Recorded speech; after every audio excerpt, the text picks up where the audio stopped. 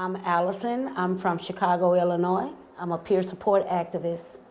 I'm a community activist, and I'm a tenant leader. I became homeless back in 1997. I was diagnosed at an early age, I should start off saying, with a mental illness. It was safer for me to live in the streets and live on the trains than to live in a shelter and get comfortable and fall asleep and something happened to one of my kids. 8 years of being homeless with 3 small kids that you watch grow into teenagers is really heartbreaking.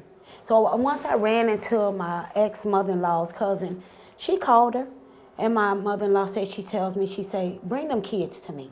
That's when my homeless journey began for myself. My last day living on the street, I went into LaCompany Mary Hospital. I sat in there and I begged for change. I got me a soda. The next day, one of the people that sit at the desk came to me and she said, you have problems. I was getting real sassy with her. I said, don't we all?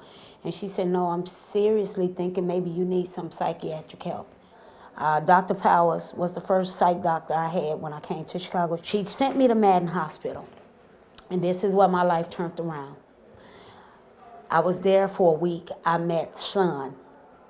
Son is a case manager from a program called Thresholds Mental Health. I got my recovery plan started. I got my medication started with Dr. J about a month into Thresholds. I went into the Miles House group home.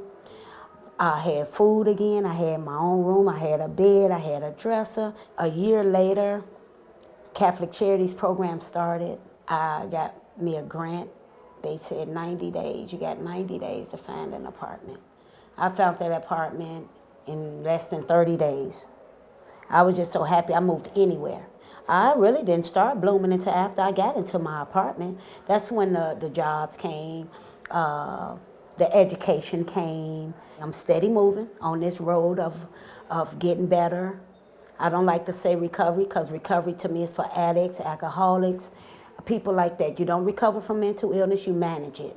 Mental illness and housing is, to me, a joint venture. Housing first really means that once we put you in that house, then your life falls into place.